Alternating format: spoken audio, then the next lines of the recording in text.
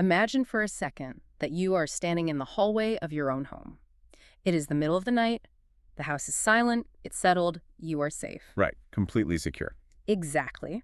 But then you take a single step forward and the temperature just plummets. Oh. The air pressure changes entirely, almost like when a massive storm front hits and it makes your ears pop. And the smell hits you first.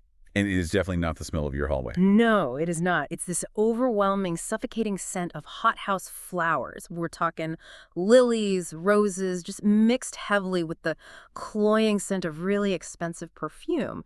And underneath all of that, there's the metallic, coppery tang of pure fear, because you aren't in your hallway anymore. You've stepped through the looking glass, literally. Yeah.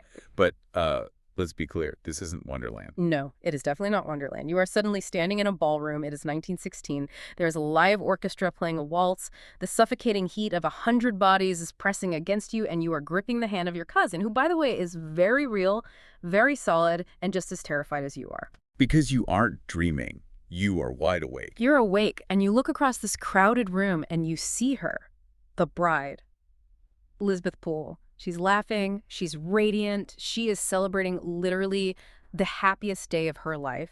And, with absolute sick certainty that in about 5 minutes, she is going to die.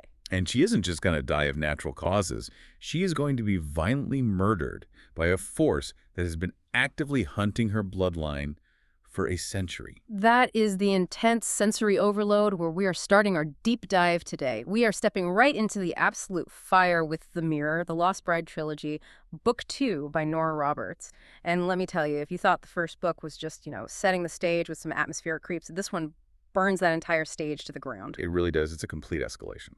We are back with Sonya MacTavish. We are back in this intensely haunted manor on the coast of Maine, and the rules of engagement, they have completely changed. They really have. I mean, in the first part of this trilogy, we were mostly dealing with the inheritance itself. We were dealing with the initial shock of the haunting. Doors slamming, sudden cold spots, your standard Gothic tropes. The spooky house stuff. Exactly, the spooky house stuff. But here, we are dealing with literal warfare. This isn't just a ghost story anymore. It is a highly tactical battle over a timeline.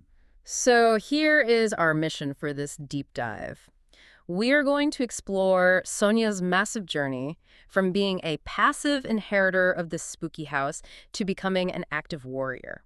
We're going to really look at the mechanics of the magic here because things get incredibly complex regarding time and reality. We're going to deconstruct the villain, Hester Dobbs, who is, frankly, one of the most psychologically interesting antagonists we've ever discussed. Oh, absolutely. She is fascinating. And we're going to ask the big overarching question of this entire narrative. Can you actually change the past? Or does witnessing it just give you the ammunition to change the future? Which is the classic philosophical question of fate versus agency, really. And Roberts tackles it here by introducing a mechanism that is both mechanically fascinating and completely horrifying, which is the mirror itself. Let's go right back to that opening image, that hook, because it really perfectly sets the stakes for everything that follows. Sonya and her cousin Owen, who, let's remember, she didn't even know existed a few months ago, physically step through this mirror. And this artifact, it's framed by carved predators, snapping and snarling, which is a design choice that screens do not enter, by the way. Yeah, not exactly welcoming home decor. Right. But they step through and they end up at Elizabeth Poole's wedding reception in 1916.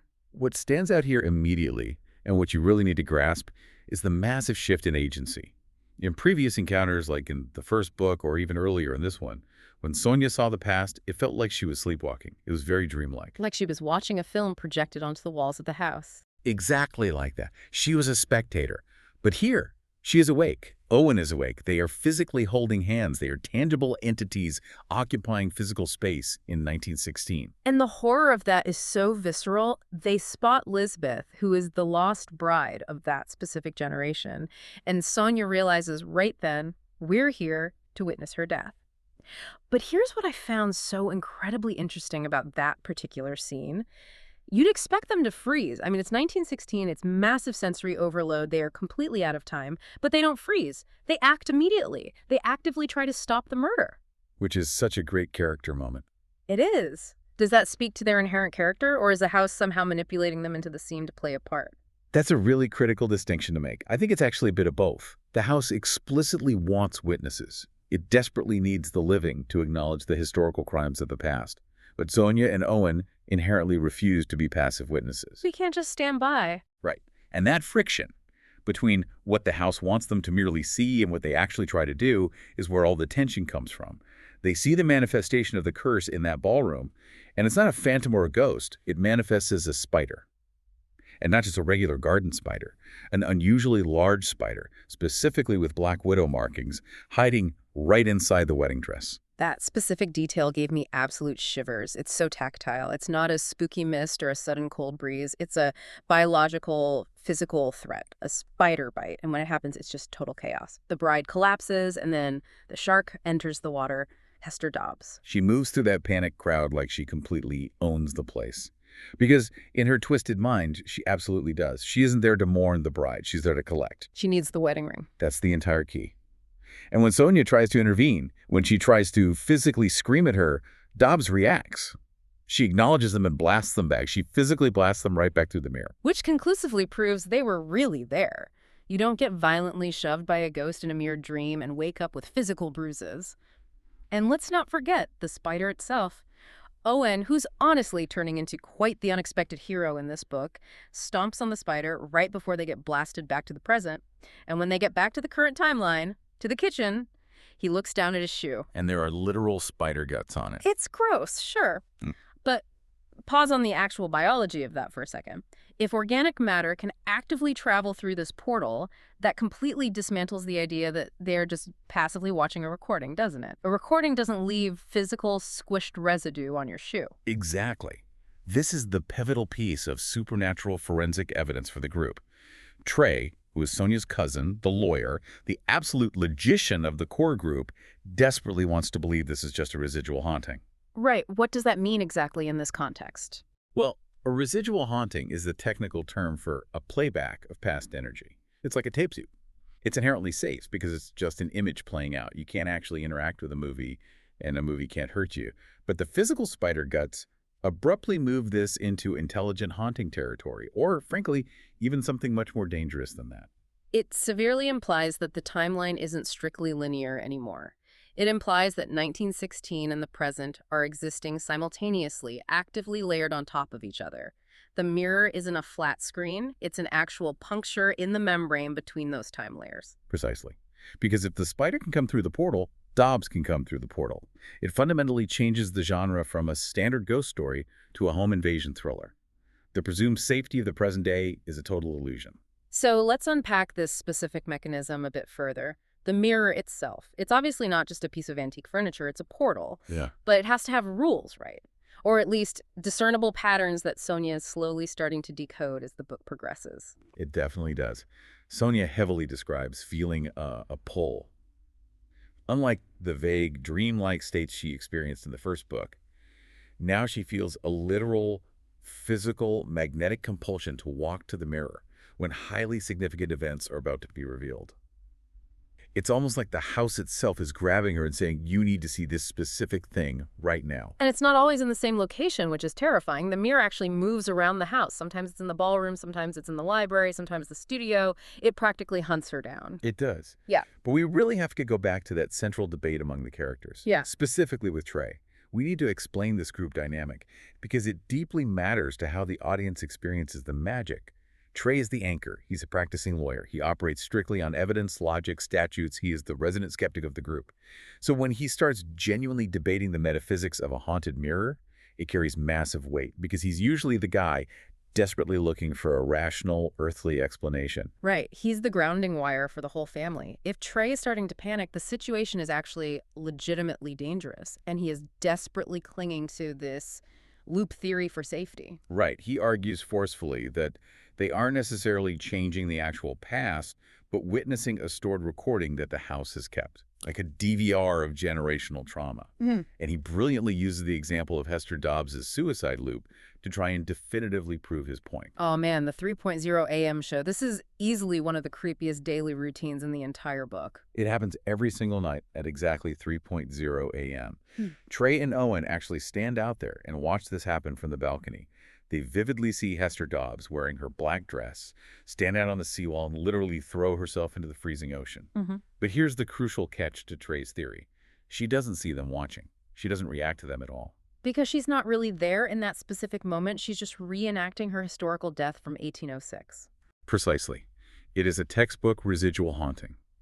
The environmental conditions, even the moon phases, magically change to match what they were in 1806. Ah, So Trey's logical argument is, look, we are just watching a movie.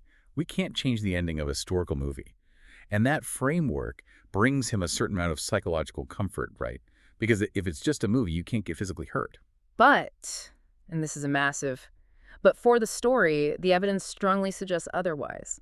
We already have the physical spider guts, and even more significantly than that, we have the huge incident with the compact. This scene absolutely blew my mind when I read it. The compact is the ultimate smoking gun. This entire scene is incredibly written. Sonya travels through the mirror, and she lands in the 1940s. She's standing in the library of the house, and she quietly witnesses this intense, bitter confrontation between Hester Dobbs and Patricia Poole. Patricia Poole. We definitely need to get to her later because she is a piece of work herself. But she's young here. It's actually her engagement party happening in the house. And Dobbs just completely terrifies her. Dobbs physically threatens her, flat out tells her this house is mine, and basically scares the young Patricia out of her wits. Patricia's so startled, she drops her gold Art Deco compact on the library floor in absolute terror and just runs away. Now, if this were your standard run-of-the-mill ghost story, Sonya would wake up from the vision, walk to that exact spot in the modern-day library, pry up a dusty floorboard, and logically find the old, rusted, 80-year-old compact. That's the established trope we all expect. Correct. That's the residual evidence trope. But that's explicitly not what happens here. Yeah. Sonya, while still inside the 1940s vision or the time travel state, actually bends down and picks up the compact. She physically feels the cold metal in her hand. She snaps it closed. And then she steps backward through the mirror to the present day. And she is still holding it. She literally brings a physical, tangible object from the 1940s directly back to the present. And it looks brand new. It's not rusted. It's not aged. It is pristine. This one action dismantles the entire... It's just a movie theory, completely and utterly. If you can physically retrieve an object from the past, you are tangibly interacting with a real timeline. You are an active participant. This immediately shifts Sonya from being a helpless observer of trauma to someone who can potentially reach in and loot the past. It opens up so many massive questions for you as a reader. If she can just take a compact, what else can she take? Can she reach through and take a person? Could she hypothetically stop a bullet? Or, much more relevant to the actual plot of the curse, can she take the rings? The rings. That is the true currency of this entire book. Exactly, the 7 wedding rings that actively hold this entire blood curse together. And if those rings are the currency of this curse, we absolutely have to talk about the dark entity hoarding them. We really need to profile the ultimate collector here, Hester Dobbs. Hester Dobbs. What an incredibly written villain. Right, because up until this specific book, she's just been a generalized scary force, a shadow on the wall. But here, Roberts actually lets us see the human origin of her intense greed. We get to vividly see the exact moment the dark bank account was opened, so to speak. We do. And it completely changes how we fundamentally see her character. In a lot of Gothic horror, the main ghost is just vaguely evil, just a mindless force of angry nature. But Dobbs feels disturbingly human in her specific brand of nastiness. She's highly narcissistic. She's incredibly greedy. She is, at her core, a ruthless social climber. We get her full origin story in the second book, and it is chilling to witness. Sonya physically goes back through the mirror to 1806, out into the woods in autumn, and she vividly sees Arthur Poole, the original patriarch of the family. Now, the recorded family history says Arthur died in a tragic riding accident, just a terrible fall from a horse. But Sonya gets to see the actual truth. Hester Dobbs is out there in the woods, and she actively uses her magic. She manipulates the wind, intentionally spooking the horse to throw him and snap his neck. It's premeditated, cold-blooded murder. And the motive behind it is what makes it so incredibly creepy. It wasn't a heated crime of passion, really. It wasn't some romantic tragedy. She wasn't killing him because she loved his son, Colin, so intensely that she just had to be with him, and Arthur stood in the way of true love. No, not at all. Love had nothing to do with it. She murdered Arthur solely to remove the logistical obstacle. She desperately wanted Colin to inherit the massive manor so that she could marry Colin and become the wealthy mistress of the manor. It's entirely about real estate. It's about securing social status. She wants the deed to the house. That perfectly explains why she's still haunting the place centuries later. She literally loves the physical house significantly more than she ever loved any actual human person. And she's fully willing to violently kill generation after generation of innocent brides just to keep her claim on it. She is the ultimate supernatural possessive landlord, and that specific greed brings us directly to the mechanical rules of the curse itself. In this book, we finally get the specific spell or the exact rhyme that fuels it. 7 brides with 7 rings, with blood and death their power sings. It's literally always a rhyme, isn't it? Why do fictional witches always insist on rhyming? Well, historically speaking, it binds the magic. It acts as a powerful mnemonic device for focusing power. But functionally, she needs 7 specific wedding rings from 7 specific pool brides to permanently seal her ownership of the manor forever. And right now, she currently holds 5 of them. Let's count them down for the listeners to fully grasp the body count here. Astrid, Johanna, Marianne, Agatha, Clover, 5 dead women, 5 stolen gold rings, and she's actively hunting the timeline for the rest. And Sonya is essentially position number 8, or a very viable potential target, though technically she's not a bride just yet. But Dobbs is brutally collecting these women like they are mere trophies. It's a supernatural land grab executed through serial murder. Speaking of those trophies and the victims, we really need to talk about the profound emotional weight of this narrative. Because if this book was just a fun, magical scavenger hunt for lost rings, it would just be an adventure story. But it's fundamentally not. It's a generational tragedy. Sonya physically has to stand there and watch these innocent women die. The overarching theme of bearing witness is so incredibly central here. Sonya deeply struggles with this psychologically. She constantly asks, what is the actual point? Why is the house forcing me to see this if I can't physically save them from dying? It's a brutal form of psychological torture, really, to clearly see the train coming down the cracks and not be physically able to pull the person off the rails. Especially with Clover's story. That specific trick through the mirror hit incredibly hard. Clover is Sonya's actual grandmother. The loving mother her own father never even got to know. Right. Sonya travels through the glass to the 1970s, and the cultural vibe shift is just wild. We rapidly go from stiff 1916 ballrooms to full-on 70s hippie chic. Clover is a beautiful, free spirit. She's so lovely and vibrant, and Sonya has to stand right there in the room and watch her tragically die in childbirth. It's completely heartbreaking to read. She gets to vividly see the genuine love story between Charlie Poole and Clover. She clearly sees the profound strength of this young woman who intrinsically knows something supernatural is wrong, who knows the bitch, meaning Dobbs, is actively coming for her, but she fiercely fights through the pain to successfully deliver her twins, who are Sonya's father and his brother. And Sonya profoundly realizes in that exact moment, I only physically exist because she died. If Clover hadn't fought so incredibly hard to keep those tiny babies alive for just those few crucial minutes, Sonya wouldn't even be here today. It creates this immense, heavy debt of generational gratitude, but also this overwhelming, crushing grief. That emotional connection completely transcends the timeline. And Nora Roberts does something very clever and unique here to keep Clover actively present in the modern present-day timeline. She isn't just relegated to a tragic memory. She's an active, helpful participant via modern technology. The DJ ghost? I absolutely love this concept. Clover communicates with the modern characters through the smart speakers and the iPads around the house. It's such a brilliant modernization of the classic ghost story tropes. In your standard Victorian ghost stories, you get spooky writing on a foggy mirror or a planchette slowly moving on a Ouija board. Yeah. Here, she literally queues up a Spotify playlist. And the specific song choices are so spot on for her character. She plays Roar by Katy Perry when the group really needs to be brave, Fighter by Christina Aguilera, and then she plays Let It Be by the Beatles when Sonya is just deeply grieving and needs a hug. It beautifully turns the terrifying concept of a haunting into a two-way conversation. It's not just scary, sudden noises in the dark. It's a loving grandmother actively comforting her living granddaughter across the massive divide of death. It strongly reinforces the theme that the house isn't just full of dark hate. It's full of deep love, too. The enduring love of these lost brides is the only real counterweight to Dobbs's intense rage. Which naturally brings us to the actual living family drama, because the ghosts certainly aren't the only ones in this family with dark secrets. We absolutely have to talk about the separation of the twins. This is the dark, entirely non-supernatural heart of the whole book. This specific plot point is just human cruelty, plain and simple. We learn a lot about Patricia Poole. That's the woman who ran away from jobs at the engagement party in the 40s and dropped the compact. She eventually became the family matriarch, and she was just profoundly cold. Sonya and her best friend Cleo go to physically visit Greta Poole. She is the elderly aunt who is currently in a care facility dealing with severe dementia. And this entire scene is chilling in a very grounded, realistic way. Greta's just sitting there drawing with regular crayons. She draws an intensely, disturbingly violent picture. Two tiny babies. A dark red sky. And she suddenly starts confessing the family history, just speaking in these broken fragments.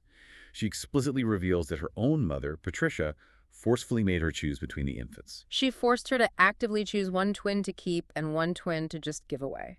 We really need to sit with the specific phrase she uses. Only one was needed.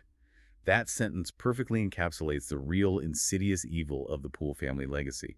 Yes, Esther Dobbs is the supernatural villain. She's the literal witch.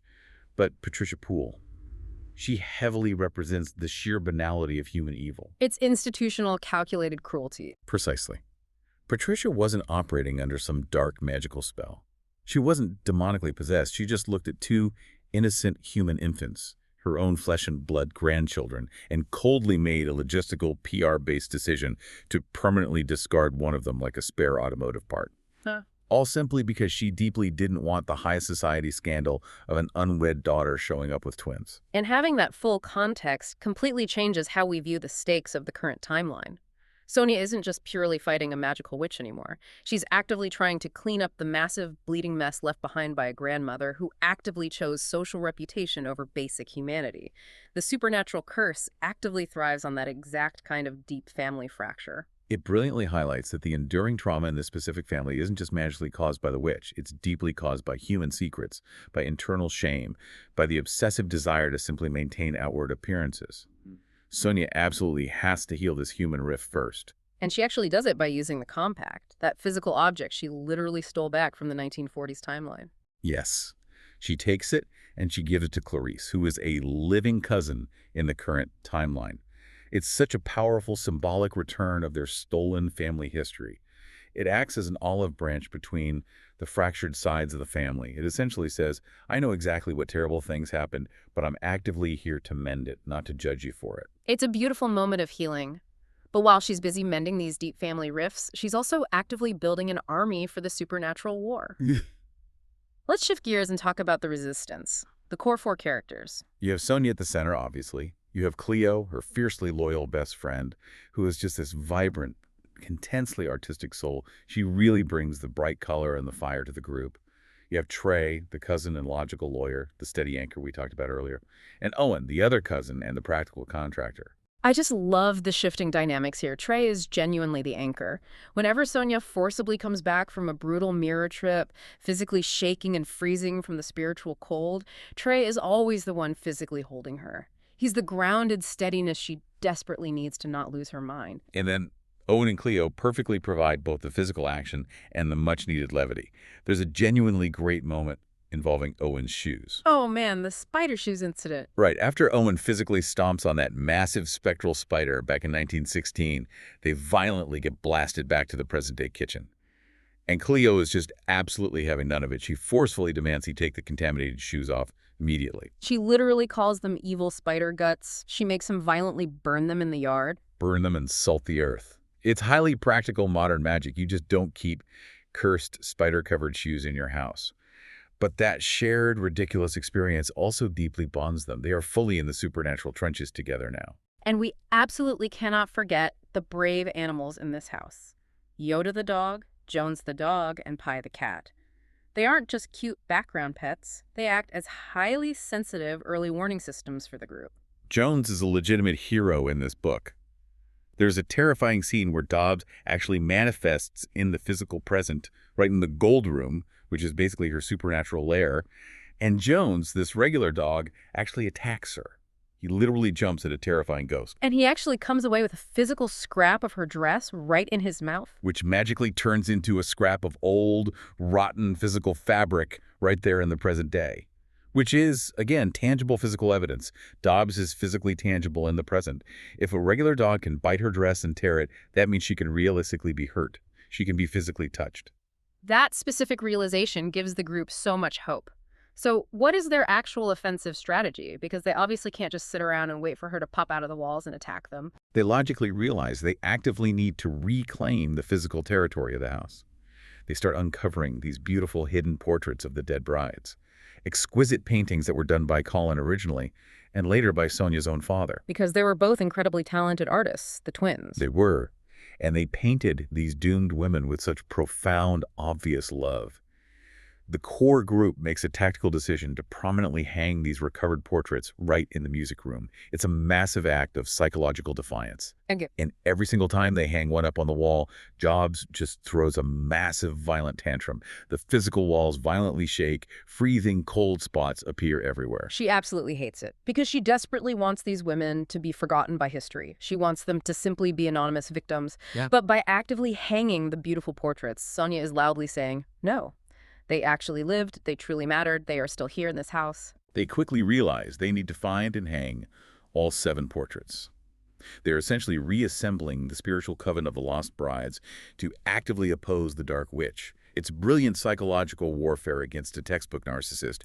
You forcibly take away her entire narrative of power and replace it completely with the victim's narrative. It's rapidly building toward a massive final showdown, and the climax of this specific book is just wow. It all goes down in the grand foyer. The portal mirror appears out there again, and this time Trey absolutely refuses to let Sonya go through it alone. He tightly grabs her hand and says, "We do this together." They boldly step through, and they violently land right in the bloody aftermath of the very first murder, Astrid's time, the year 1806. This is the absolute primal wound of the entire haunting. They vividly see the original Colin Poole utterly weeping over his dead, bloody bride. The sheer grief in the room is just raw and suffocating. And then, Hester Dobbs suddenly appears right at the top of the grand stairs. She openly gloats. This is her absolute moment of dark triumph. She explicitly reveals to them that she actively feeds on their flowing tears. She literally says out loud that she feasts on their deep grief. But then, the major turning point happens. She actually acknowledges Sonia's physical presence in the past. She specifically calls her a bitch whelp with pool blood. Which is incredibly rude. Very rude. But it's incredibly significant to the lore. She explicitly knows exactly who Sonya is. She is fully aware of the organized resistance forming in the present day. She viciously tries to magically attack them right there on the stairs, but the portal connection violently snaps. They're instantly pulled back to the present day. But they don't just come back to a safe, quiet house. This is the brutal cliffhanger tableau that is honestly going to haunt me until the next book. They get blasted back to the present, and the house actively decides to show them the ultimate crushing horror. It's a massive spectral vision, a terrifying ghostly reenactment right there in the present. They look up high in the grand foyer, and they vividly see a vision of Colin Poole tragically hanging from a thick rope, his suicide, and right down on the floor beneath him. The brutally bloody bodies of Astrid and Johanna, the very first 2 lost brides. It's a heavy moment of absolute, total despair for the characters. The house is explicitly showing them the ultimate cost of this war. It's saying, this is exactly what happens when you dare to fight me, just like death layered upon death.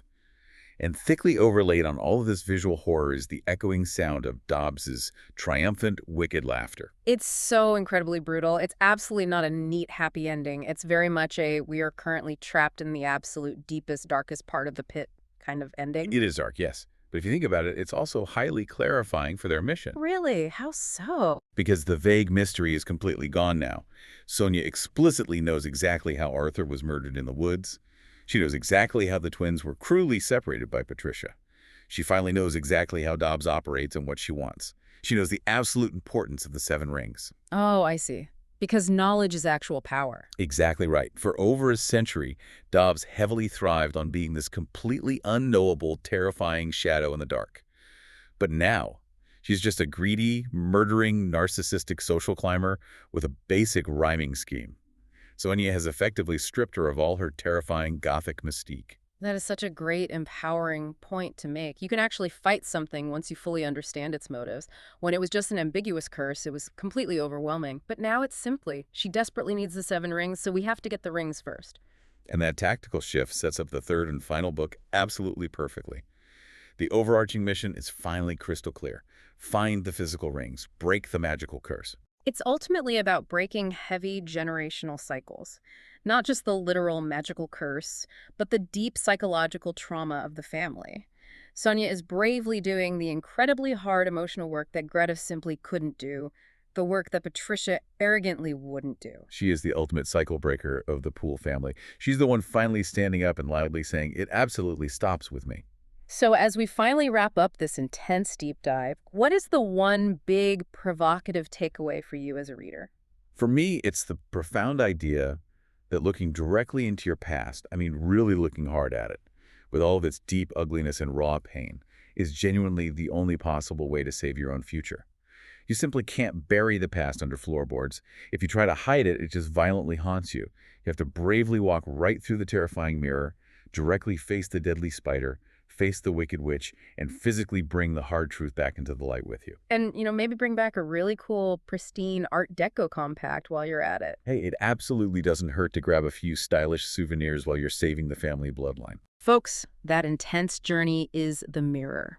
It is deeply intense, it is profoundly emotional, and it completely leaves us desperate for the grand conclusion. If you haven't read it yet, you need to go grab it immediately. And if you already have, you probably desperately need a stiff drink and a very long hug, just like Sonya. And maybe thoroughly check all of your shoes for unexpected spiders. Oh man, don't do that to them. Thanks for listening to this deep dive, everyone. Keep your antique mirrors tightly covered and your close friends even closer. We will absolutely see you in the next deep dive. Goodbye, everyone.